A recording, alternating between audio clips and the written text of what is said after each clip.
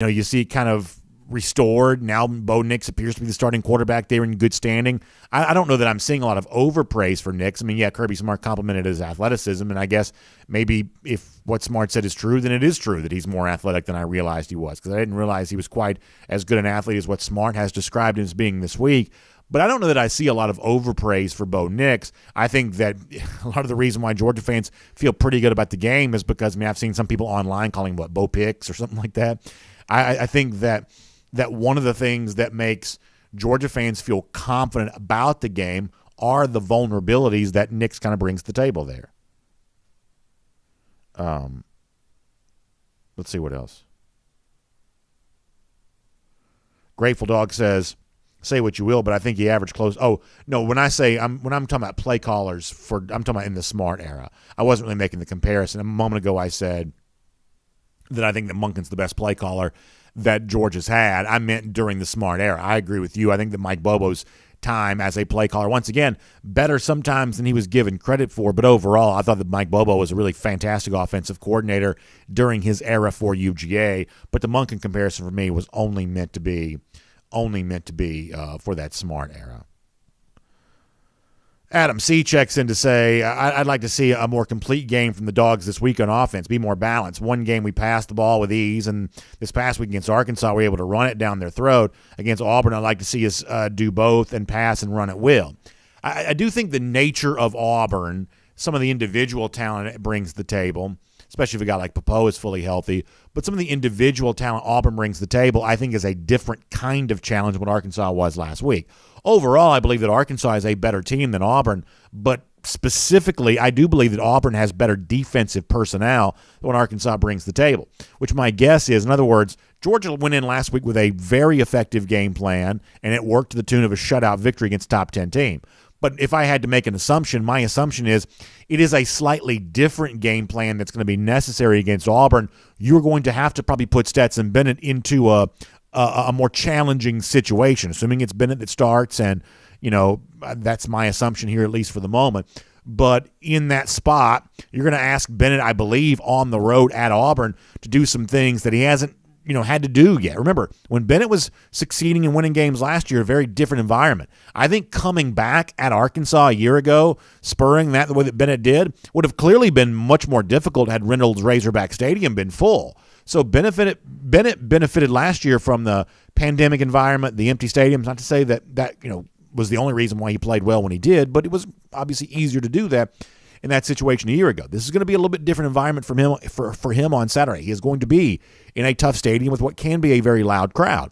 And the nature of the opponent, I think, dictates that Stetson will be asked to make some bigger throws. Now, we've seen Stetson make some big throws in his time there at Georgia. But what worked last week against Arkansas, if I had to guess, I'm assuming it's something slightly different that will likely have to work against Auburn. My guess is if you want to see more throwing against the Tigers on Saturday, you probably will. Because if you don't, if Georgia were to try to be as conservative this week as it was last week, then I think you're inviting that game to be a little closer. And all of a sudden now, any big play from Auburn or any mistake from Georgia, suddenly the value of those moments is magnified, and now you're in a situation where you're having to play the full 60 minutes. Now you're in a situation where you have to be careful at the end that it doesn't get you beat. There are some risks associated with playing conservative. There are clearly some risks associated with, kind of dialing it up and trying to push the envelope offensively, but there are also risks on the other side of that there as well, and we're going to keep talking about that throughout our time here.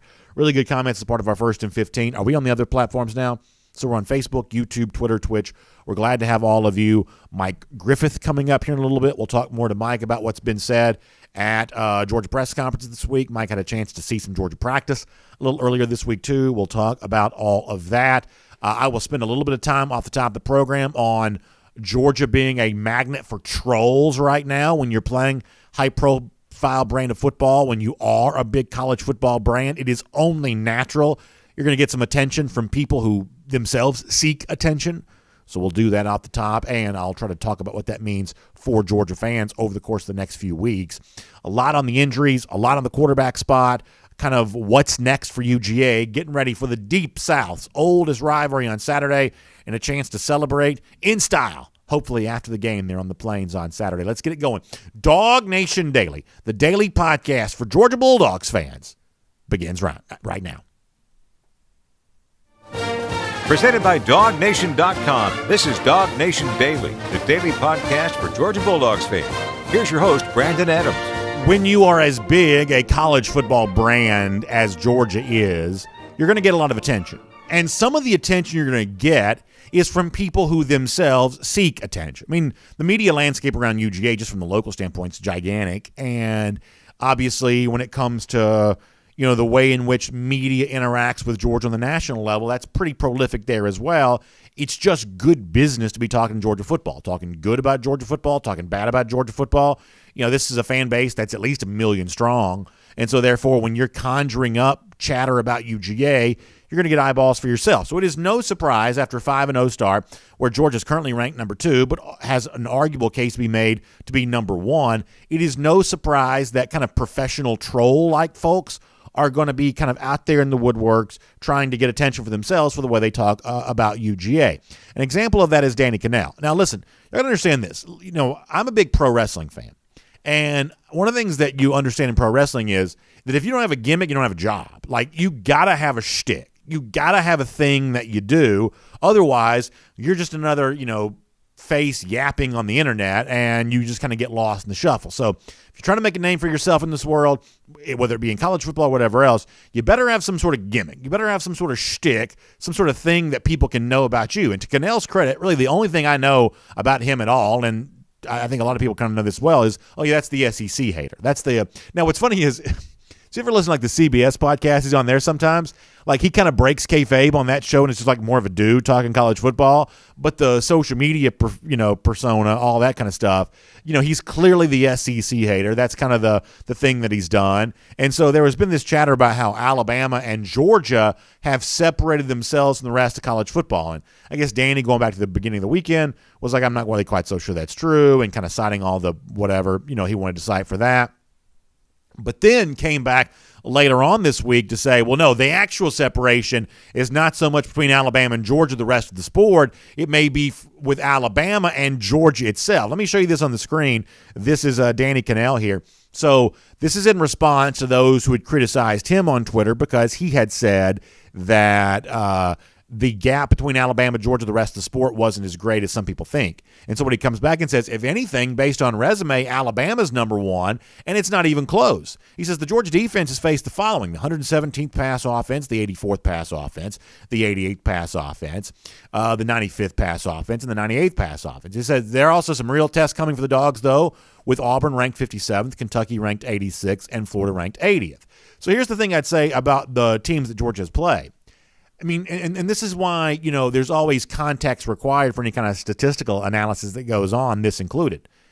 You are going to have a very low-rated passing offense if you face the Georgia defense for 60 minutes and you're trying to throw the football and you come away with 0.0 yards. Like one of the things that hurts the ranking offensively for the teams Georgia's played is the fact that those teams have played Georgia. And obviously anybody would understand that. And, one of the things that puts you near the top of the statistical rankings, offense, defense, everything else, is also kind of a function of who you play. So if you go and look at, well, who's ranked number 1, who's ranked number 2, who's ranked number 3 when it comes to the kind of passing offense stuff that Cannell is citing there, one of the things you're going to see is those teams, for the most part, are the ones that play in the pillow soft leagues, in the leagues that don't play really any defense whatsoever, that for the most part, on just simply a basis of total passing yards, for the most part, the teams that rank near the top of lists like that are the ones that play in the soft conferences and the leagues that don't play defense all the way around. And furthermore, it's almost not even worth arguing that because Danny Cannell already knows that. Like, I'm not going to make a big deal about what Cannell says here, but I am going to say this. This is a little bit of a repeat of what I said yesterday, but I believe it's that important. That when you look ahead to the rest of the season for Georgia, I do think there's a pretty strong portion of Georgia fans who want to say, I don't care what people are saying, you just got to go win games in the field. And I know that seems like it would be true. And to a certain extent, it kind of is true, right?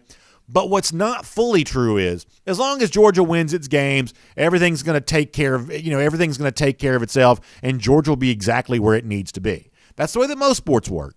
But that's not the way that college football works. And this is an important thing to mention here, and it's a somewhat annoying, irritating thing, but it's true nonetheless. that in college football, the argument is part of the sport.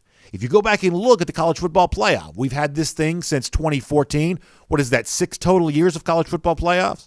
You can make a case that over the course of those 6 years, if I'm doing that correctly, you can make a case that over the course of that time, at least 2 of the national champions in the college football playoff era were national champions that had to argue their way into the playoff, that without winning an argument, Ohio State would not have won the national championship in 2014. That was the first college football playoff. And without winning an argument, Alabama would not have won the national championship in 2017, the year that Georgia made the college football playoff. In at least 2 instances in the playoff era, we have seen national champions that had to argue and debate their way into the playoff. And in 14, it was Ohio State and the comparison between Baylor and TCU. Ultimately, the Big Ten champ kind of won that argument and emerged there in the college football playoff. In 2017, it was Alabama arguing for itself against Ohio State. Remember the way that Kirk Herbstreit walked off the set that day on the ESPN telecast when the college football playoff was announced? I think some people thought he was mad that his alma mater didn't make the playoff. I think in reality, Herbstreit was just surprised because he assumed Ohio State would get the nod over Alabama. It was that shocking to him that Alabama got that spot. But arguing your way into the playoff was ultimately something that had to be done. And I think for Georgia this upcoming season, the same thing's true. That if you're a Georgia fan and you want to see Georgia win the national championship, part of what goes on here is not just Georgia being dominant on Saturdays, although that needs to continue, but also coming up with rhetoric and discussion points and data points that argue against anyone who wants to make the case against Georgia. That's just going to be part of this discussion. And as I said yesterday, to me, the thing that's interesting is not how Georgia compares to Alabama. If Cannell wants to say, yeah, right now Alabama's ahead of Georgia, my response to that would be, okay, fine, then just let that be the case. Even though I've told you before that if I had a vote, I'd probably give my number 1 vote to UGA. The honest truth is, as a partisan, someone who wants Georgia to be number 1 at the end of the season, I'm sort of okay with the idea that Georgia might rank behind Alabama right now. And it's not just because of rat poison and things like that. It's just that I remember back in 2015 when Alabama came to Athens. Remember that final year of the Mark Richt era? Georgia was actually a point spread favorite against Alabama that day. It had been a long streak of Alabama being favored in all of its games. I forget how long the streak was, but Alabama had been favored forever. Georgia was favored that day, and given the recent accomplishments of the two teams, I mean, doesn't that seem just a little bit hollow to make Georgia a favorite against Alabama when Bama had been in the playoff the year before, had won 2 national championships among the 4 previous years, back-to-back in 11 and 12, and suddenly Georgia's a favorite in 2015 there in Athens against the Crimson Tide? It seemed like a little bit of a hollow level of praise for UGA. The result was obviously lopsided in Alabama's favor. So if you want to kind of have the same kind of conversation going on right now, given the fact that in recent years Alabama has accomplished so much more than Georgia has, then fine. Let them be the favorite. Let them be number 1. Let them be the favorite. Let them be the one that kind of, that has all that cachet of being the reigning national champions, to be the team there on the top of college football. Let Georgia be behind Alabama. I've got no big deal with that. But what matters to me, though, is not how you compare Georgia to Alabama. It's how you compare Georgia to the rest of college football. That's the thing that's really, really important. And right now there seems to be, regardless of what Cannell says, there seems to be this belief that, hey, the gap between those 2 best teams, Georgia and Alabama, and everybody else in college football, including the potential Big Ten champ, the potential Big 12 champ, everybody else in college football, the gap between Georgia and Alabama and the rest is a chasm right now. It's very, very large. And I would say that's a conversation that for Georgia fans is worth amplifying. Because one thing you may have to do, the way that Alabama did in 2017, is you may be in an eventual spot where you have to argue for yourself as a second SEC team. Or maybe if you win the SEC championship, you may have to argue for yourself making the playoff and leaving Alabama out, not trying to beat them again for a second time. But one way or another, the argument that's going to be ongoing around Georgia is a very important part of this, not as important as what happens on the field, but not the kind of thing that you can ignore. We're going to have playoff rankings coming out next week. We're going to have a big debate about this each and every week for the next however many months after that. And you better believe that argument is going to matter, because at a certain point, some of the pundits, the ESPN people, are going to try to forget what's being said right now. They want to leave for themselves the wiggle room to include 2 SEC teams or not, depending on what suits them at the time. And what we want to do around here is remember what's being said at this point in time. We want to keep these receipts. And as Georgia continues to have impressive performances, like the like of which it's been doing over the course of the first 5 games, we want to make that a part of the discussion. Because if you're really trying to make the case for Georgia right now, and one of the reasons why it has been so impressive, I think one of the things that you have to acknowledge here is that Georgia is doing this with nowhere near the full complement of players that we thought would be available to the Bulldogs when the season began. And there was a lot of doom and gloom from Georgia fans, and I'm not mocking Georgia fans for feeling that way. I'm just pointing out how serious the Darnell Washington, the Kyrus Jackson, the Dominic Blaylock, don't even mention George Pickens, because by the time the season got here, his spring injury had, for the most part, been reconciled by Georgia fans. But all of these injuries kind of pile up to the point where the Georgia fan wondered, is my team's national champion hopes now just put on thin ice before the season even begins? But look how Georgia is playing without the guys that we thought would be available here to UGA thus far this season. In fact, Kirby Smart last night put it in very simple terms about just how banged up Georgia is. In his mind, it's almost a historical level of injury right now, this Kirby from last night. We're still banged up and beat up, probably as we've been, I don't know, I feel like as much as since I've been here. I mean, I don't remember having this many guys injured at once since I've been here, but the guys worked hard, and they're buying into the plan and executing it. I mean, just say that out loud right now, what Kirby Smart in so many words just said. We've never been more banged up since I've been here, yet concurrent to that, we've probably never been playing better than we played through these first 5 games. That's what Smart in so many words said. Never been more injured, never been more effective on the field. That is why Georgia has a gap between itself, whoever the 3rd best team is, whoever the 4th best team is, whoever the 5th best team is, whoever the rest of the SEC is, the rest of the top 10 is. The reason why there is such a large gap between Georgia and the rest of them right now is because what Smart just said, that they are shaking off injuries, including the starting quarterback, by the way, in a top 10 matchup this past Saturday. They are shaking off injuries and not skipping a beat on the field. That's got to be part of the resume for Georgia. And if you want to make the case for a Georgia playoff berth, regardless of what happens in the eventual SEC championship, the way in which Georgia is playing while it's injured has to be a part of that. And then there's also the possibility at some point in time, some of these injured guys come back, and the possibility that Georgia starts playing even better. Now, on that note, Smart gave you a little bit of a hopeful tone yesterday on guys like Marcus Rosemy-Jacksaint, Dominic Blaylock, Kyrus Jackson. Not quite sure what to make of all of this, but there's at least the possibility that these guys could be back, a part of this Georgia offense again soon, maybe even Saturday. Here's Kirby on that. Yeah, we have a chance on all 3. They were both out there running today, hitting 18, 19 miles an hour, so they weren't going full speed, but they were moving around. Rosemy's probably got the best chance, and each one of them's got a chance to make it back. But you know, they're not taking a lot of reps. They're hitting walkthrough reps, staying in the middle part of the game, and then going to see if they can clear, by Thursday or Friday. As I said before, the argument for Georgia right now, not in comparison to Alabama, but in comparison to everybody else, is how well it's playing regardless of its injuries, how well it's withstanding the injuries that have occurred. It's a fun thing for Georgia fans to consider, that at some point in time, some of the guys that Smart just mentioned are going to be healthier. A guy in Darnell Washington, we saw some last week. Now he's maybe ready to make a bigger contribution. The argument's going to matter. Georgia as a playoff team, Georgia as a clear dominant team, the likes of which no other conference in college football right now is producing. Only Alabama, a team even worth making that comparison to. That argument's going to be a part of the discussion for the rest of the season. And how well Georgia is playing, despite the fact that it's more banged up than maybe it's ever been under Kirby Smart, that's got to be a big data point in that discussion. Georgia deserves credit for its 5-0 start. Not everybody's going to want to give it to them, but around here, we're going to make sure we keep those receipts and show people just how true it really is. My name's Brandon Adams, and this is DawgNation Daily, the daily podcast for Georgia Bulldogs fans. It is so good to have you with us here today. No matter how you're getting to us live on video, 10 a.m., Facebook, YouTube, Twitter, Twitch. We start at 9:45 in our first and 15. That's on the DawgNation homepage and the DawgNation app. Great chance to have a great discussion there with all of you. Of course, we love being with our friends on the radio and then Sports Radio 960 The Ref. That's always a nice thing to be able to do there as well.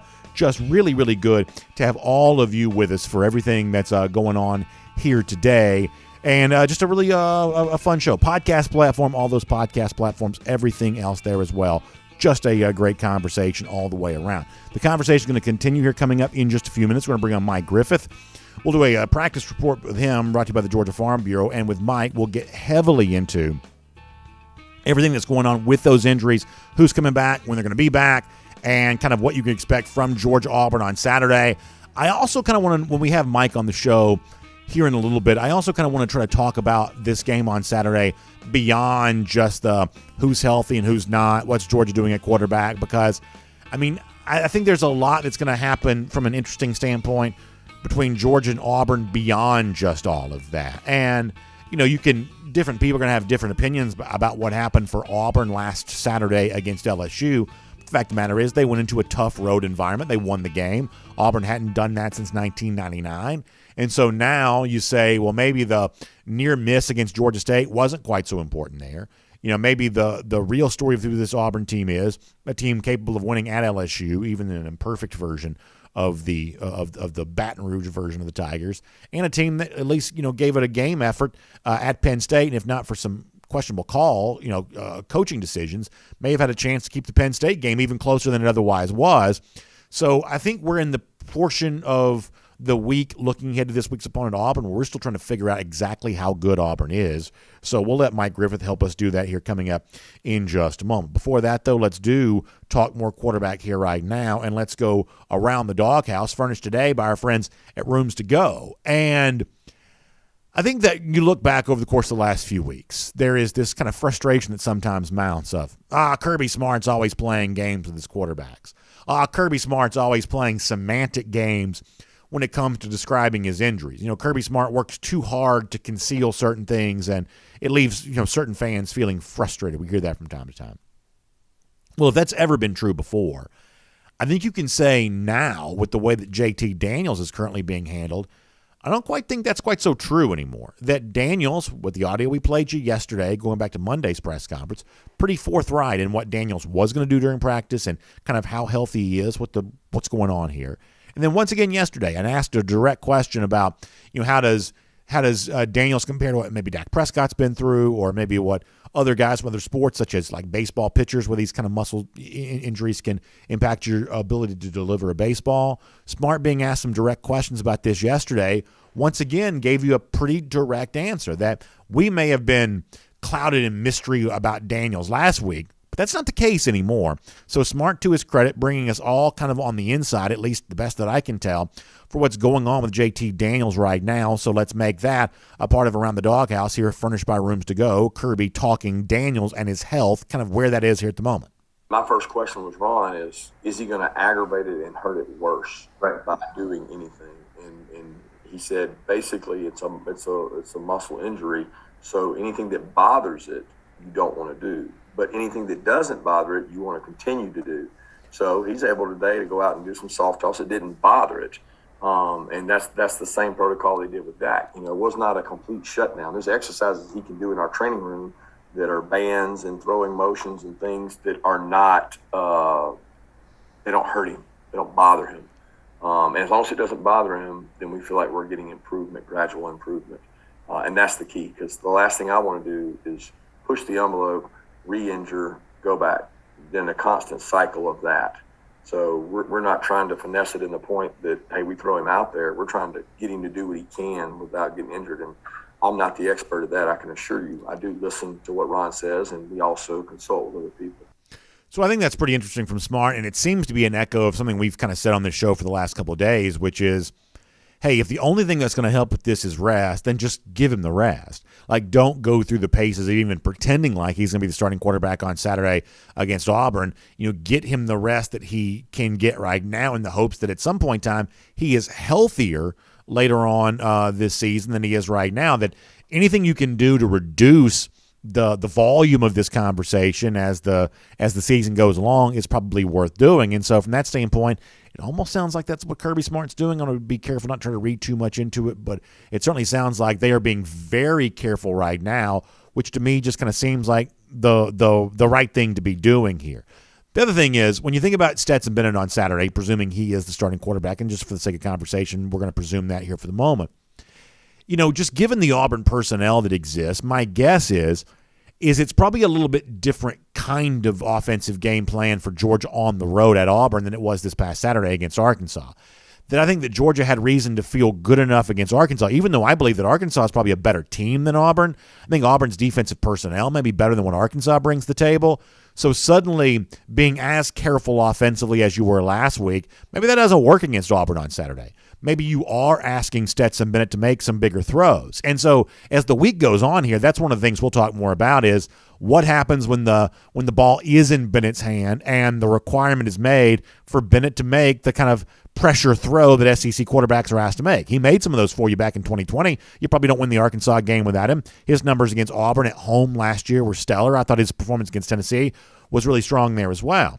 But one of the things that makes Bennett is, in addition to the big throws that he connects on, he has made the bad throw. He has made the interception. He is one of those guys that is not afraid to put the ball in harm's way, and sometimes that leads to the turnover. So you've got to deal with that risk on the one side, but the other side of that, the potential conservative game plan, doesn't come without risk either, because on that side of the coin, maybe you're playing more conservative, which leads to less points scored, which leads to a situation where the game is maybe closer later. All of a sudden, a Georgia mistake or an Auburn explosive play, all of a sudden now that narrows the gap even more, and suddenly you're playing for a full 60 minutes. Suddenly any other mistake is magnified that much to a greater degree. So how Todd Monken handles Stetson Bennett, if Bennett truly is the starting quarterback on Saturday, is going to be crucial. And then as Smart alluded to there a moment ago, the long-range projection for Daniels is crucial there as well. The rest that he's getting right now, especially if it leads to him missing Saturday's game, which I think there's a really good chance is the case, is the rest that he's getting now going to make him healthier for a stretch run for the Dogs end of October into November? Boy, that's going to be a very important topic to continue to address as this season for Georgia progresses and as this week progresses there as well. It's around the Dawghouse. It's furnished today by our friends at Rooms to Go, and obviously one of the things that makes you feel great about the place you live is when you look around and you see good-looking furniture, right? It just makes you feel more comfortable, more at home, to love the way your home is furnished. And that's one of the things that Rooms to Go can do for you. I'm talking about individual pieces of furniture, but also the thing that Rooms to Go is famous for, there's a reason why their name is Rooms to Go, is they can furnish the entire room for you there as well. Indoor and outdoor, patio furniture, living rooms, bedrooms, also stuff for kids there too. A dining room, really kind of whatever you need, you can get that at Rooms to Go. You can stop by and see one of their showrooms today, sit on the furniture, feel it, find out how comfortable it's going to be for you, or you can start your shopping experience online there as well. The word T-O, roomstogo.com. You can get an individual piece of furniture. You can get the entire room. It may just be an accent piece that you need. Sometimes that's like that one final thing that kind of just pulls it all together. Rooms to Go understands all of that, and they got a great variety of it all as well. So check out Rooms to Go online, roomstogo.com. Stop by and see them in showroom today, furnishing around the Doghouse for you here on DawgNation Daily. All right, we have got a lot to do. Dogs and Auburn, Deep South's oldest rivalry, a historic one, big stakes on the line for Georgia on Saturday. A little bit of a curious opponent, given what the Tigers did last Saturday on the road at LSU. Let's figure it all out, including an update on what's happened at practice. It's a Georgia Farm Bureau practice report with Mike Griffith here today on DawgNation Daily. From Athens and across the SEC or wherever the recruiting trail may lead, here's a DawgNation.com insider. All right, we'll say hello to Mike Griffith, who was really all over the Daniels injury situation last week. We'll give him a lot of credit for being that way, really on top of all of that. And now, Mike, we turn our page here to Auburn here this upcoming week. Presuming sometimes can be dangerous, but I'm left to presume that Stetson Bennett is going to be the guy for Georgia on Saturday based on the things that Smart has said this week. Is that a safe presumption in your mind? Yeah, I don't know what's safe. I mean, Kirby's so wishy-washy with this and so many mixed messages. Stetson Bennett tells us he knew he'd be the starter on Monday. Kirby tells us it was a game-time decision. I don't know who's lying. it doesn't matter. Bottom line is it's fluid, and when JT feels 100%, I think they'll turn him loose. But he wasn't throwing the ball on Monday. Didn't get a status report from Tuesday. Well, I'm sure we'll ask Kirby about that on this SEC teleconference here in about an hour. But I think it comes down to a game-time decision. I really do. And if you have any doubt at all, I don't know why you play JT. Because let's be honest, you've got Kentucky and Florida. The next 2 weeks pretty much will decide the SEC East division. And Stetson is playing well enough, and you're running the ball effectively against a team that, has had some struggles on their offensive line. I mean, I don't know how Auburn's going to score. I know they've got home field, but their offensive line has issues, B.A. That's not good for Auburn. Yeah, no, you're 100% right about that. Let me go back, though, to a couple things you said there for a moment. And, I mean, you're certainly right when you say maybe mixed messages about when Bennett knew and, what he knew. It almost sounds like a political conversation. What did you know and when did you know it? But maybe some mixed messages on that. But one of the things I said a moment ago before you joined us is, for the Georgia fan who maybe doesn't really feel like he or she's been kind of invited on the inside to know the nature of some of these injuries, when you listen to how specific Smart has been about Daniels the last couple of days, boy, I mean, the best that I can tell to my ears, it sounds like Smart's being pretty forthright about exactly what Daniels is dealing with, the nature of the injury, how severe that it is. I mean, as far as like describing the specific injury, I mean, I would say that Smart the last couple of days has been pretty candid. Do you agree with that? Yeah, because I don't think a lot of people know what a lat injury is. I think people are just going, the guy's just a little sore. And he's like, no, this is what it is. This is how it works. I mean, this is the issue, and here's the treatment, and here's why he's not playing more. Because I think, something you said a few weeks ago, Brandon, and I think you were right. I think it started to become a distraction. And I think the way, because it was masked or hidden, I think a lot of us didn't understand why there was a quarterback rotation. And we didn't understand why you'd pull a quarterback after one quarter. You can say 35-0, but the reality is JT needs work with these receivers. I mean, he's only played, 4 games last year, and half the passes went to George Pickens. So how much game action does he really have with this current receiving core? And the answer is not much. I mean, JT Daniels has played 9 of the 20 quarters this year. He hasn't even played half of this season. So you want to play the guy. You want to get him rolling. You want him playing well. But the luxury that you have is that you don't need him to win. I mean, that doesn't take anything away from JT. I think we all thought that, we were going to see this high-flying, high-scoring offense, and we've seen glimpses of that. When JT is out there, he's flying the jet, right? But this is it's a 30-mile flight. You don't need the jet. You can get away with the propellers. Stetson Bennett, and a great defense. So is it good enough could Stetson beat Alabama? I don't know. I don't think he has to. But I think you want to make sure. That's why you want to make sure that JT is 100%. I like the strategy of saying, hey, let's not keep playing the guy, re-injuring it, nursing it along. Let's get the guy better. And then once he's better, he's 100, and you can beat Alabama and could win the national championship with JT Daniels. A couple more things on this topic. I think you're right, and it's something I've also on my own shows talked about a lot, which is that the best of JT Daniels is not just being healthy, if you want to use the Alabama example. It's not just being healthy for Alabama. It's being healthy prior to that so that you're in rhythm with these guys going into that game. You could say the same thing about Florida as well, although Florida is a weight class certainly below what Alabama is. But the best of Daniels in the biggest games is not just being healthy for that game. It's being healthy prior to that game so that you're working with these guys. And I think that also includes practice there too. Mike, one of the things that I pulled out yesterday, and we talked about in our show, was that when Smart talked about Tyke Smith, I believe going back to Monday, he said, hey, if you're not going to practice, you're not going to play. And what I said on the show was, I don't believe that's a punitive statement. I don't believe that's, you didn't practice, so therefore we're going to punish you by not letting you play the game on Saturday. I believe that's just a matter-of-fact statement of, a good player is rendered less effective if he's not able to practice in the game plan against the elite competition on the other side of the field. A good player is rendered ineffective if he's not able to practice. So when it comes to what JT Daniels is able to do, I'm assuming that what Smart said about Tyke Smith is probably also true about JT Daniels there as well. That, when you think about these early week practices, we've always heard about Bloody Tuesday and how important these Tuesday practices are, that if you're not able to practice with your offense, in that spot against the Georgia defense, then maybe that's the indication that Daniels is just not ready to play on Saturday. This isn't a 32-year-old guy in the NFL who can miss practice and be fine. This is still a college quarterback that what Daniels is doing during practice is really what's going to determine how much he plays, if at all, when it comes to on Saturday. What would you say about that? Yeah, I think there's validity to that to an extent. I think he's special, Brandon, and I've said it.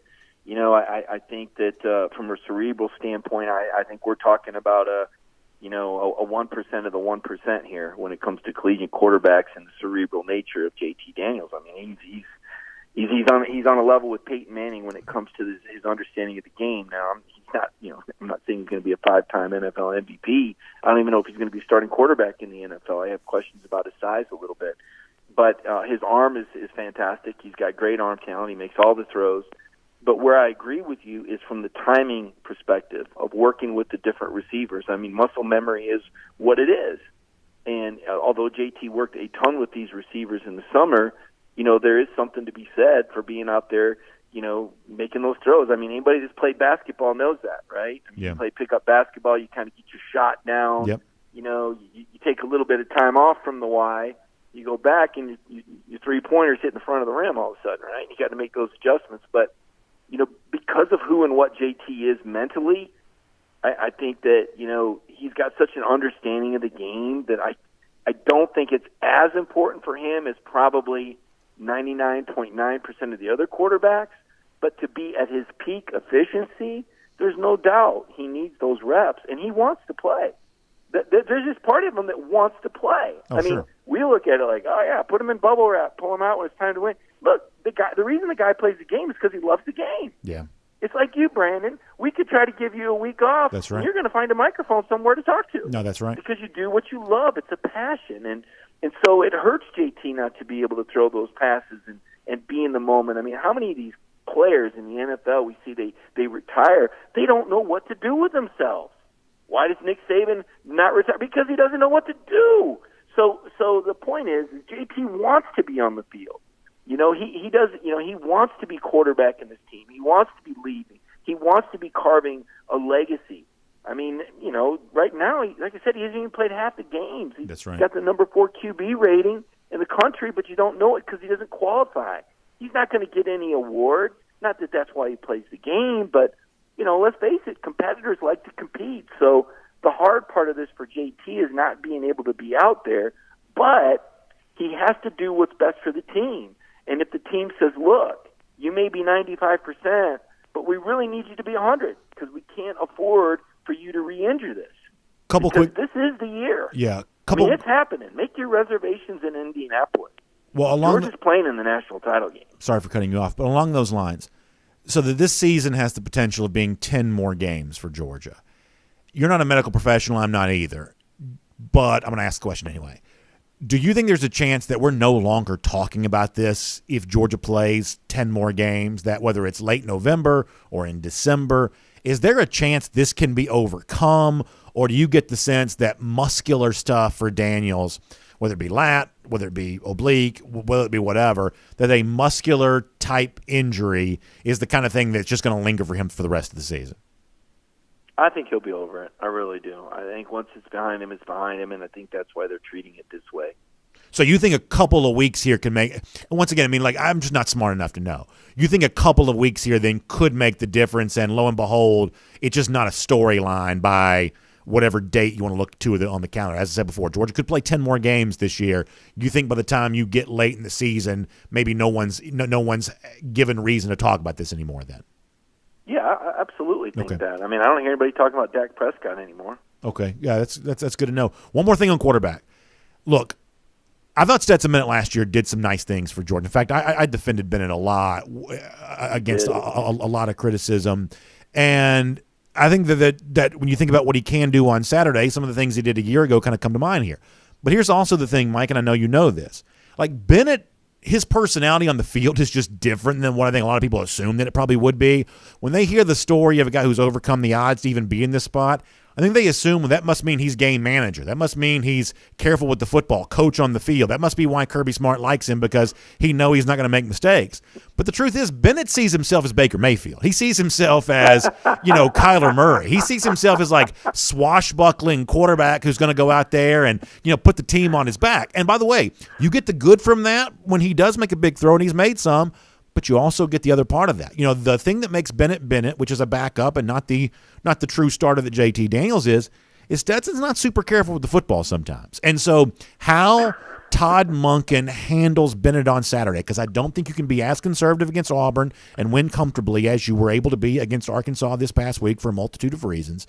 I think you're going to have to ask Bennett to make some bigger throws if he starts this game on Saturday and if he's the guy that plays. I think you're going to have to ask him to make some bigger throws, and that brings all kinds of drama with it because, let's face it, we've seen a little bit of both when it comes to Stetson and his time at Georgia. I think some of your points are fair, and you're right. I was one of the critics last year. I thought he was a lousy quarterback by SEC standards. This year, he's improved. His release is quicker. He's got more arc on his deep ball. He's got a much better understanding. I think he's got better timing, and yet I think what you're saying is true. I think he's pretty human with football. Now, he still has a pass efficiency rating that would rank number 2 in the NCAA if he had enough attempts. Thank you, UAB, and your trashy low-budget game plan. But I think you're right. I mean, if Stetson gets pressed, but the thing of it is, and this is so true, the weapons that he has around him. I mean, now that Darnell Washington is back, now that Ladd McConkey has emerged, now that Brock Bowers is being Brock Bowers, I still think the running back rotation is lacking, although I've been really impressed with James Cook of late. Zamir had a nice run as well. He still no home runs of over 24 yards, right? Still don't like that. But they're still one of the most efficient offenses in the country.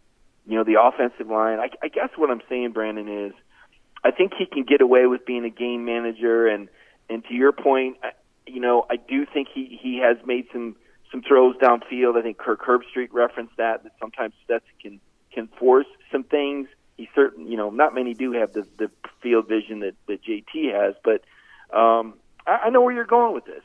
I just think that George is too good around him. I think you need a quarterback. I think you need a trigger to win a national title. But this Georgia team, and part of it is it's not even that George is that good. I've been throwing this theory out there. I think the rest of the SEC in college football just looks down. It just doesn't look as good. I mean, there's just not another team out there you go, oh, wow, those guys look dangerous. Yeah. I mean, it's like all the great quarterbacks moved on. And it's just this wasteland. It's like Ohio State, what? Oregon? Yeah. Even Alabama looks susceptible all of a sudden. And nobody else in the SEC really. I don't even think, can anybody else even stay within 2 touchdowns of Georgia? I don't think so. Yeah. Because they're so good defensively, and offensively, they've got all these, toys around the quarterback, and Monken does such a good job. So I just can't stir up any drama or concern for this game. I just can't. I don't even think it's going to be close. Well, I want to talk to you more about the game here in a moment. Let me remind folks, it's our Georgia Farm Bureau practice report with Mike Griffith here on DawgNation Daily here today. And, of course, one of the things that Georgia Farm Bureau knows is how important dependable vehicles are to the people that are listening to us, watching us right now, because they're trying to get to work. They got things to do. And when you think about dependable vehicles, you also want to think about a dependable auto insurance provider there as well, someone who keeps its promises to you. And that's what Georgia Farm Bureau has been doing for Georgians since 1959. It's dependable service. I'm talking about friendly claims agents. A lot of this is kind of locally based. A lot of folks who can kind of walk you through the entire auto insurance process, make sure you're well taken care of if something happens to the vehicle that you depend on. That's why we love recommending Georgia Farm Bureau here on DawgNation Daily with Mike Griffith each and every week. You can find out more at gfbinsurance.com. That's gfbinsurance.com. You can find out more about that and find out how Georgia Farm Bureau has been keeping its promises to its members for decades and decades and many more decades to come. All right, Mike, let me, because I've kept you long here, let me kind of combine a couple of topics here into one. So when you think about Saturday, Smart did kind of allude to the possibility that some injured receivers are coming back in the mix. I don't know how much to really expect against Auburn on Saturday from that regard, but obviously that's a hopeful tone. Georgia fans have been hoping to hear that. You kind of touched on this a moment ago, but beyond that, the non-injury storylines for Georgia and Auburn, kind of touch on both those topics here for a moment, then we'll get ready to let you go. Yeah, I'll go with non-injury first. There's some confusion in the messages. Some Phillip guys saying I'm saying Stetson should start over JT. I don't know how anybody could get that. That's not what I'm saying at all. JT Daniels is the starting quarterback. I don't think anybody with a brain would suggest that Stetson is better than JT. So when people misquote you and misrepresent it, it angers me because we all share our thoughts on here, and it's disappointing when people don't understand concepts. Now, one of the non-storylines that I do think is pretty fascinating is that Stetson Bennett is the 2 and not Carson Beck. Remember the offseason, all we talked about was Beck being the 2, and my goodness, if you even go back to the G-Day game, I thought Beck was so much better. I said, oh my gosh, here he is. Look, he's ready to go. And we even talked that if JT missed the UAB game and Carson Beck played, that what if Carson Beck played so good, there was well, boy, have we come a long way, because Carson Beck went out there and stunk it up. He looked awful. He threw a pick 6, and he didn't even run after the guy. And then the last time, it was also he didn't even get in the 37-0 game, which made me go, wow. They didn't even trust him to go in the fourth quarter, because the game before he goes in the fourth quarter, and they have like 3 motion penalties inside the 10-yard line. So to me, one of the off-injury stories is whatever happened to Carson Beck, and where's he going to be after the season, because he doesn't look like part of the plan right now. So to me, that's one of the major non-injury story sidebars. The other one, and Kirby brought this up, and I know I said I didn't see any drama, and I really don't, but you take a look at, this is Georgia's first true road game since Auburn in 2019. I mean, that's amazing when you think about it. You can say, oh, about Vandy. No, not Vandy. Bowl game, Right. Last year, COVID, limited crowds. Right. So my question is, will Georgia be affected in some way, shape, or form? Because Florida was very affected at Kentucky. I think Kentucky was affected at South Carolina. I think Alabama was affected at Florida. So just how well will Stetson or JT or whoever's under center, how well will they handle that first real road test? That's more of a curiosity to me. But the Beck thing is that to me is kind of the elephant in the room now. Is whatever happened to this guy, and is this guy going to be around? Because I can't imagine that he's real happy with his role right now, 5 games into the season. Quick final point before we let you go on the idea of the crowd. I do think that's a thing, and it's one of those deals. Mike, I remember being there in 2019, and it's like, Georgia has a 2-touchdown lead. Jordan-Hare Stadium was quiet as a mouse. Then suddenly something happens. All of a sudden, the fourth quarter, that place is rocking and rolling, and all of a sudden, the entire mood of the game felt different once the Auburn crowd got involved. I think on Saturday, I'm like you, for the most part, I think that Georgia's in good shape no matter what. But I hope that's true from the word go, because I do think you can keep this Auburn crowd out of the game, because I think they're so ready to turn on their own here. I don't think the LSU game changes that much, but the overall outlook that Auburn fans have for their team, they are more than happy to leave early if you give them a reason to. But they're also front runners, and they'll kind of jump on board with their team if they're given a chance to do that there as well. So to me, even in a game where I don't expect to be all that close, as a fan, I'm still sort of hopeful that Georgia gets off to the early start. Oh, no question, and they have, and you want to put Auburn away quickly, because you're right. Jordan-Hare Stadium to me is one of the best home field advantages in the Southeastern Conference. Every year, it's one of the top 2 or 3. They just seem to get calls. Things seem to get crazy there. Fans that are raucous and loud. Now, right now, Sanford Stadium leads the way. I mean, poor Arkansas couldn't even get a snap off. I mean, that game was over before it started. I mean, Sam Pittman's got to be thinking, what the hell? My guys can't get the snap off. I'm getting blocked punts. I mean, Georgia, the fans just, that home field campus environment just took over. I mean, Kirby called the Dog fans out, and they just sigged them, right? Auburn will do that if they get the chance, but I just don't think Auburn can generate anything offensively. And remember, 2 years ago, Brandon, I want to say, wasn't it like 21-0 going into the fourth quarter? Yeah. I mean, they had zero life. I mean, Jake Fromm went over the top to Blaylock for 7, and it just zapped the crowd. And Monty Rice and that defense just kept those guys pinned down. Remember, that 2019 defense, when we're talking about great defenses, those guys didn't allow a rushing touchdown until that Auburn game when Nick slipped into the end zone. And that was like the 9th game of the season, I want to say, in November. So I just think that there's just too much Georgia. I do want to see how they handle the crowd noise. That to me is going to be pretty interesting. It's an exciting sidebar. I think Darnell Washington is a guy that I can't wait to see more of. I mean, he's just so. I was at practice Monday, and I mean, the guy is just such a giant and moves so well. It's like if Ben Cleveland was a receiver, right? I mean, he's just so. I can't wait to see this guy get involved, and I'm hoping to see a running back have a breakout game. I don't know which one, but just somebody go for break a run longer than 24 yards. This could be the game that happens, and I got a feeling we're going to see both the Auburn quarterbacks too. Yeah, boy, I think you may be right about that. It would not surprise me at all to see them try to throw that curveball. Mike, good stuff. Thanks for being here for a practice report presented by Georgia Farm Bureau. I know you've got a lot coming up at DawgNation.com the days ahead. We'll look forward to reading that, and we'll get ready for a big one on the Plains on Saturday. Thanks for your time. Appreciate it, B.S.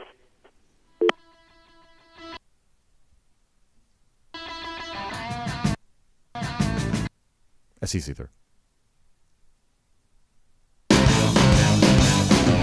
Let's take a look around the rest of the league. This is SEC Through. All right, very interesting stuff from Mike Griffith getting ready for Georgia-Auburn on Saturday. And, yeah, I mean, for the most part, I think I said this yesterday, that sometimes college football is more complicated than it seems. Other times, it's just as simple as it appears. And Auburn has some issues with its offensive line. It's impacted the performance of Tank Bigsby, who y'all know, most of us, I would say we all think, yeah, Tank's a good player. A lot like him as a player. But, man, they've had a hard time getting him going here this year just because they're not blocking people very well right now. I mean, just say that out loud. Do you want to play Georgia's front seven if you're having a hard time blocking people? If you're having a hard time blocking the ones you have played? I mean, when you go from, oh, boy, this Georgia State defensive front's giving us an issue to now we're playing this Georgia defensive front. I mean, sometimes college football really is just that simple. So, overall, I don't expect this game to be very close, but I'm also one of these guys that I've always got to have the thing in my mind that makes the game closer than it needs to be, right? I've always got to have that doom and gloom scenario at least handy just to kind of keep me comfortable to make sure I've at least considered it. It's dumb, it's superstitious, but you at least have to make sure you've given voice to the thing that could go wrong. And for me, that is, does Auburn get a big play, right? Because, frankly, there's a certain thing about big plays that can just be luck, right? You max protect, you get a guy, you heave it, he catches it. Sort of like, the guy that closes his eyes and swings for the fences. Every now and then you are going to make contact. Let's say Auburn closes its eyes, swings for the fences. It does make the big play. That can make a game a little closer. Or let's say maybe more likely here that Georgia somehow has the miscue, that Georgia somehow has the turnover that invites the crowd into the game.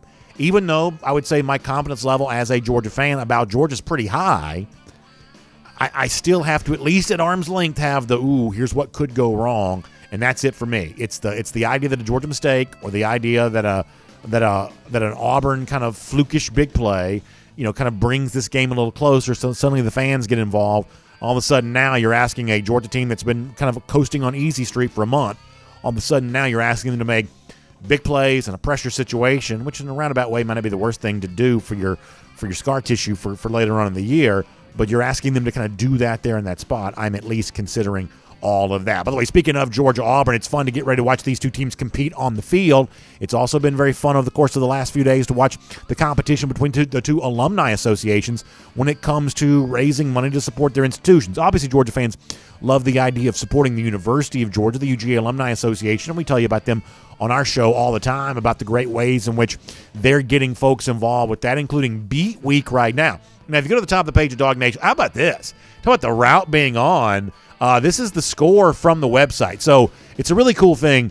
If you go there to DawgNation.com, you can click the Give to Georgia, or if you want to, I guess you can click the Give to Auburn, although our encouragement is that you click the Give to Georgia part of this. And it's keeping track of the total number of donors. This is a really clever thing. Both alumni associations doing kind of a cool thing on this. It's also really easy to access there at DawgNation.com. Just click on it, make your donation. How about for those of you not watching on a video, 1,310 donors thus far to UGA, just 765 there to Auburn. So a little less than a 2-to-1 margin there on that. Boy, that's exciting to think about. Big margin hoped for on Saturday on the field. A nice big margin there when it comes to the two alumni associations. Well, really good stuff. That's pretty exciting. All right, SEC through time here for a moment. So I think this is really interesting. So Georgia is proving itself to be just a monster TV draw. gigantic ratings for the Georgia Clemson game, as you might expect. The Georgia South Carolina game got really big ratings there as well. It's just really interesting how big of a TV entity Georgia is. And the latest example of that was ESPN's College Game Day on Saturday. Overall, the ratings for this past weekend in college football were not what they once had been earlier this season. It almost makes you wonder, was the Alabama-Ole Miss rating on CBS a little bit of a disappointment there? So this past weekend, according to Sports Media Watch, no game cracked 5 million for the first time this season. And if you kind of want to know the politics behind Georgia-Arkansas possibly being at noon, the Fox Big Noon kickoff has actually been getting pretty good ratings there. The Big Ten schools have big alumni bases, things like that.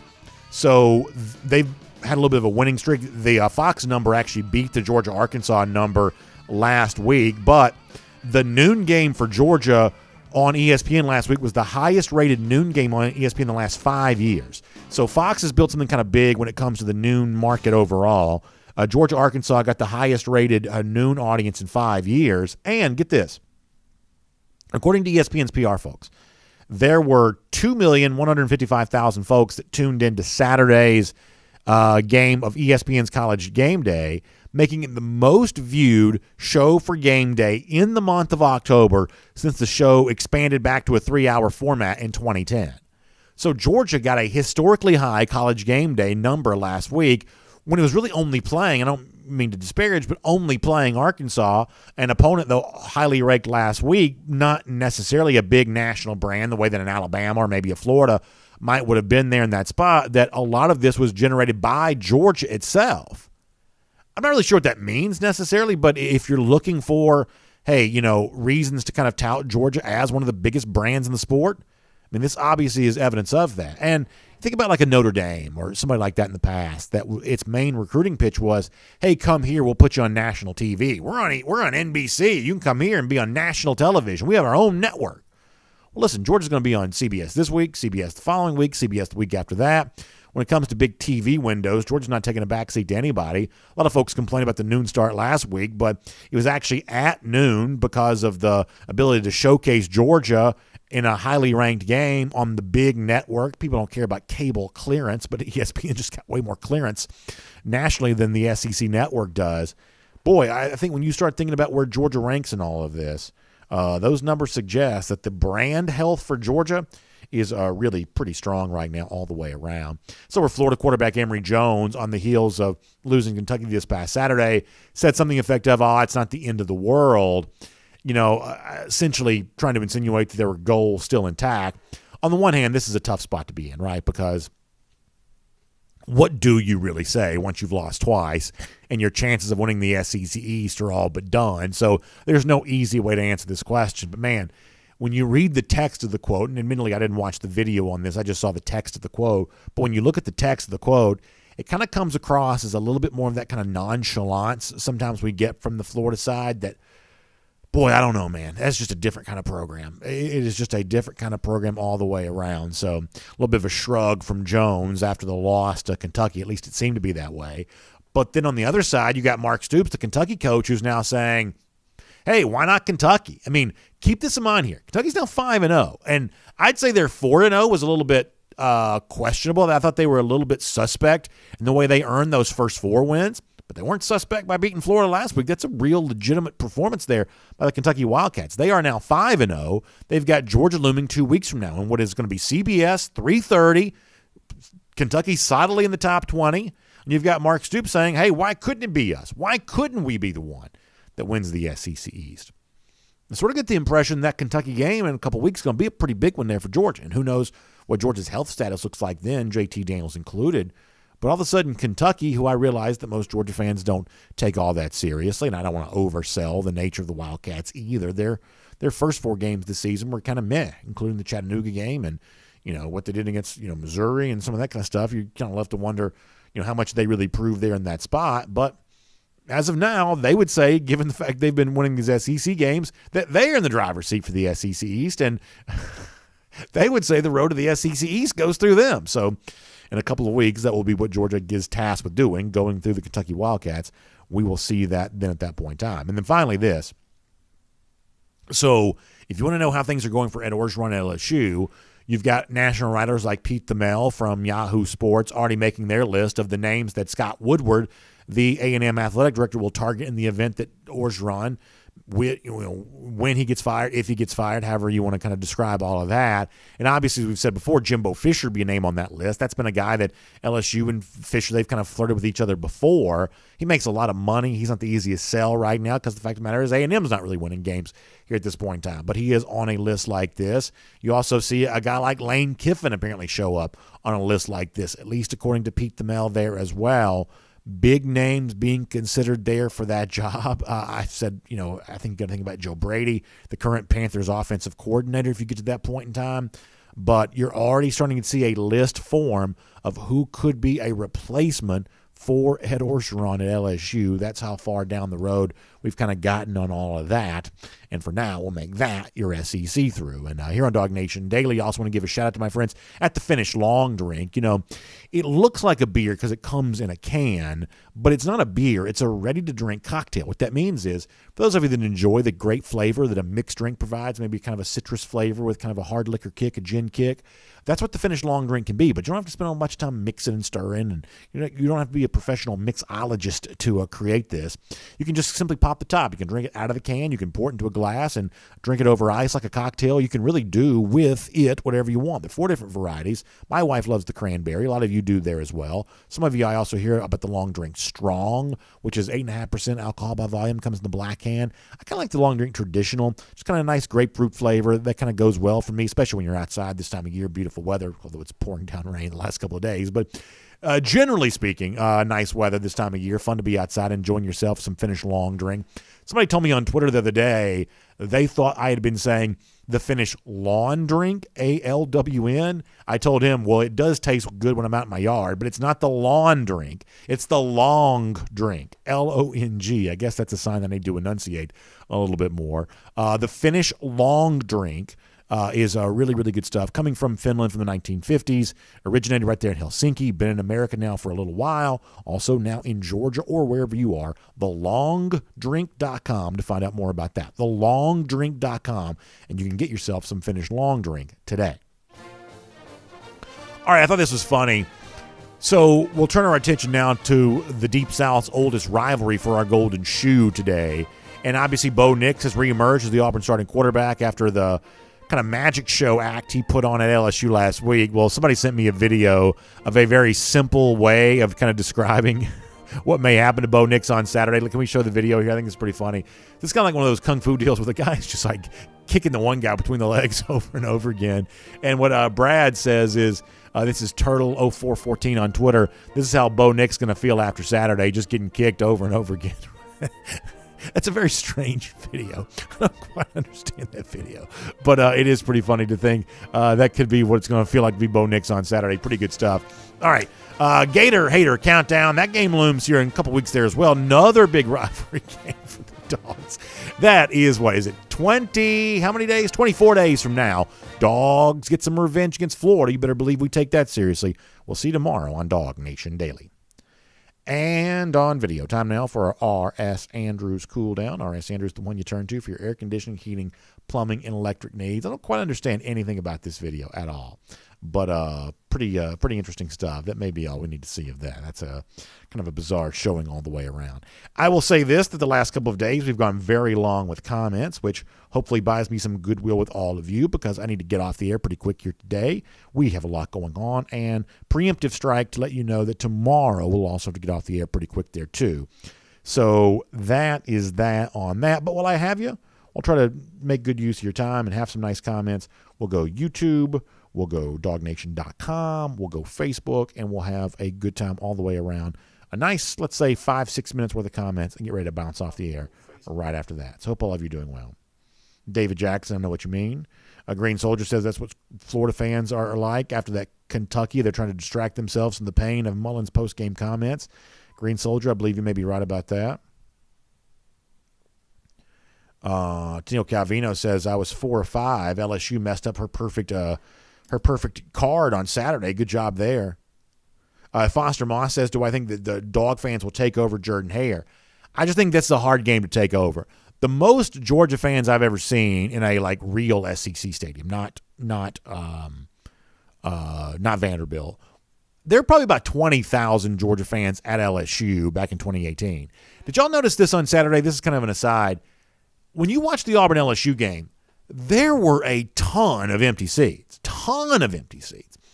So the LSU stadium was kind of weirdly easy to get access to in 2018. I remember asking like a longtime LSU guy, hey, is this the most visiting fans you've ever seen in a stadium? And he kind of looked around at the crowd and said, it's actually the most LSU fans I've seen in the stadium in a long time. That LSU's Death Valley, it's great to play there at night. But, man, that stadium, I mean, there were empty seats all over the place. It was very weird to see that many empty seats there in Baton Rouge. I'm telling you, LSU fans are a weird lot. There are a lot of them, but they are sometimes hard to find. There's not as big a social media presence for LSU fans. The whole thing is just really strange. And on Saturday, the mood around the stadium was a little bit like that too. So you could get $20,000 into LSU in 2018. There were, I don't know if it's 20,000, but there were a lot of Georgia fans in Knoxville in 2019.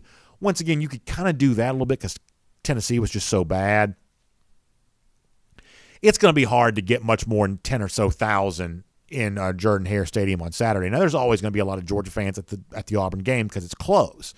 And there's always going to be a lot of Auburn fans at the Georgia game for the same reason.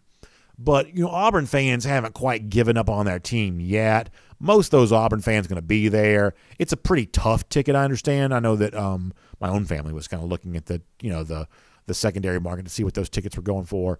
And it's just pretty expensive. So Auburn fans for now are kind of holding on to their tickets. So I don't think you can take over Jordan-Hare. That's a really hard stadium to take over the same way. Even if Georgia was bad, you're not taking over Sanford Stadium. You're just not. And so Jordan-Hare Stadium is still a little bit like that.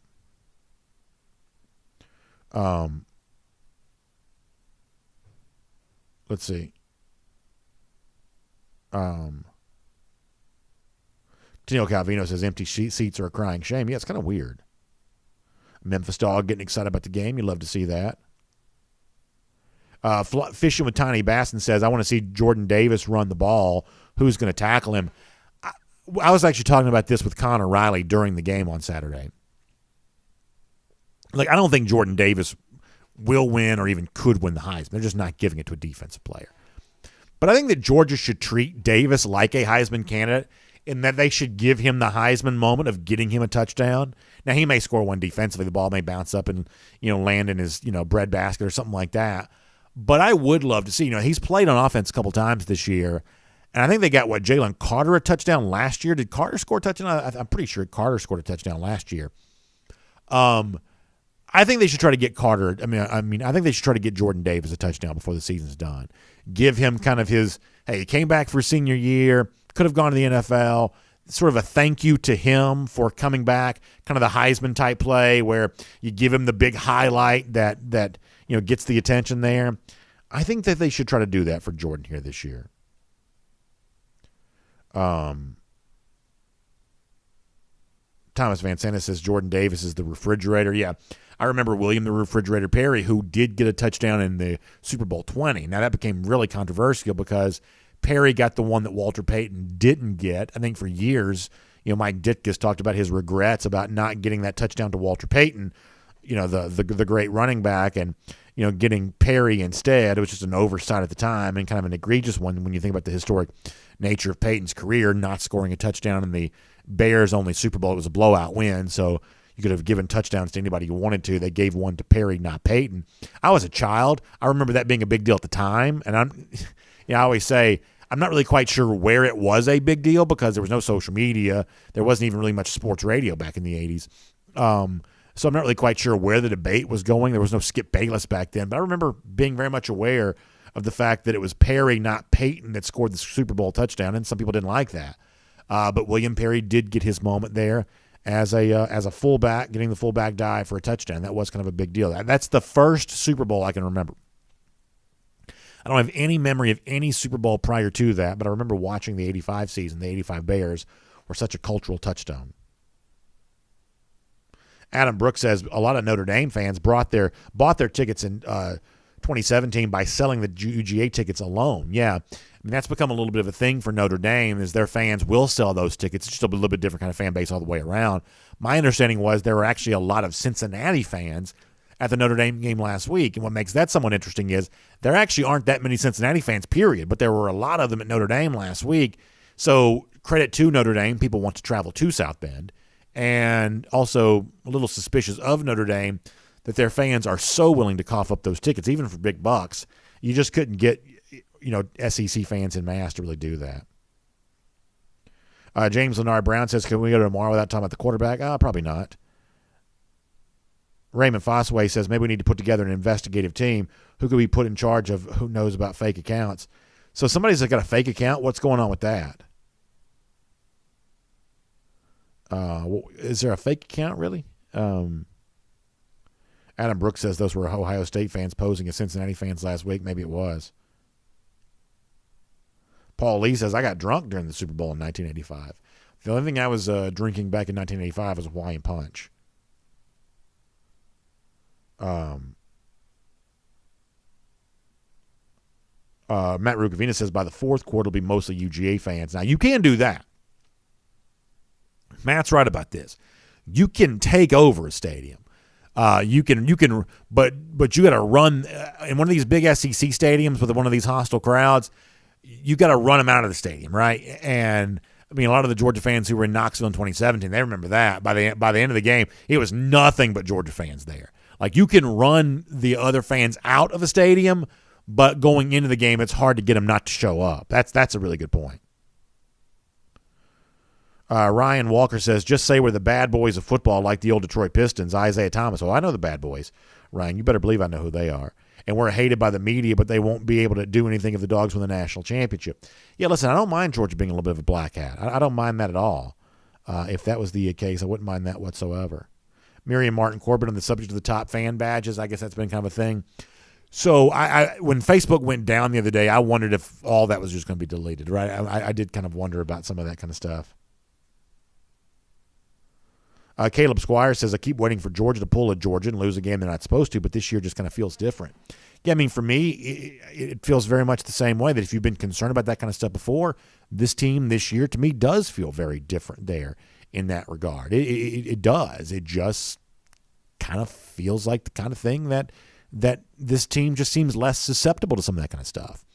I would agree with you on that. Chase says, I'm going to be at the Auburn game this weekend. Hope to see the Dogs pull another shutout. Boy, that'd be fun. Connor Riley predicted that yesterday, so we'll see. Jermaine King says, Davis should score and do a Heisman pose against Florida or Alabama. That'd be perfect. Man, you talk about coming unglued. I believe I might just come unglued if that were to happen. Brian Jones says, I'm going to Auburn for the first time. Tickets were $185, including fees. I got to say, I don't hate the stadium. I think the sight lines in the stadium are pretty good. I have respect for Auburn fans. I mean, I can't go so far as to say I like it, but I don't hate the stadium, and the fans get involved there. So I think you'll have a pretty good time. I think 185 is about what I've been hearing price wise on that. So I don't think you got robbed. I think you paid about what the going rate is, and I hope you have a great time.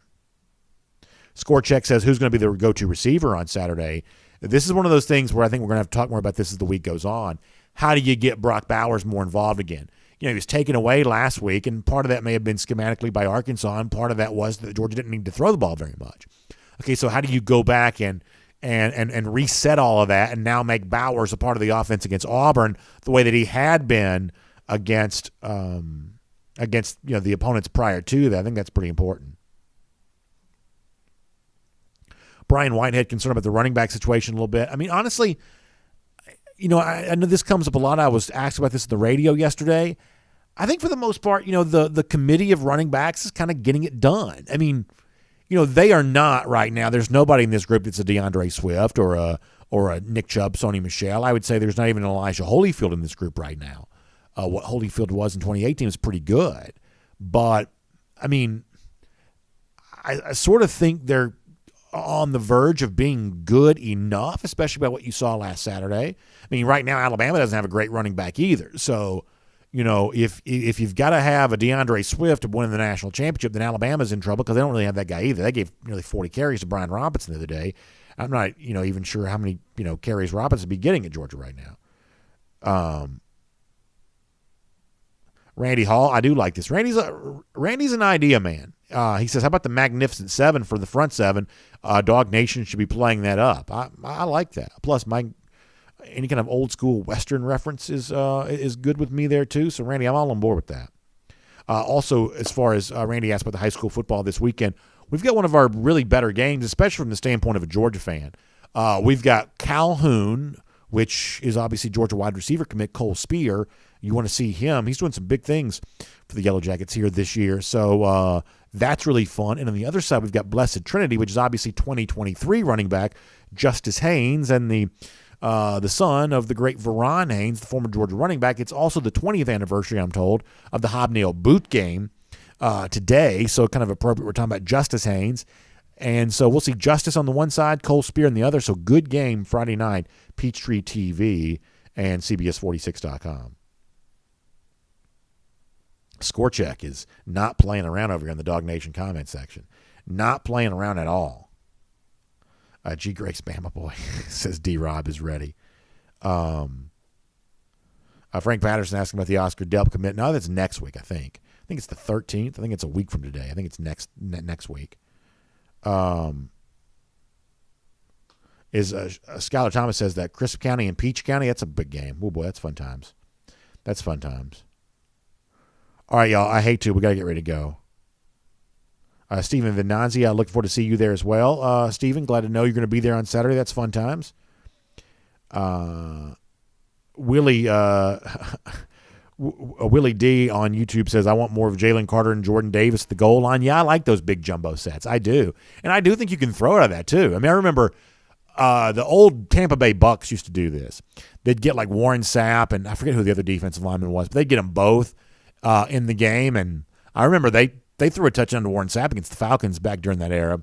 Kind of slip that extra tight end off, and he catches that football. So, yeah, you can do that. Thomas Van Santa feeling good about embarrassing Auburn. Boy, that'd be fun to think about. And I think you may be right. I hope that's the case. All right, we got to get ready to go for today. Appreciate you being here as part of our R.S. Andrews cool down. Y'all check out R.S. Andrews online, rsandrews.com, for your air conditioning, heating, plumbing, electric needs. They'll show up on time. They'll do the work that's promised for the price that's promised. That means if your water heater goes out, in many cases, R.S. Andrews can get it replaced for you the same day. You just got to find them online at rsandrews.com. Also, Braves getting ready to fly to Milwaukee.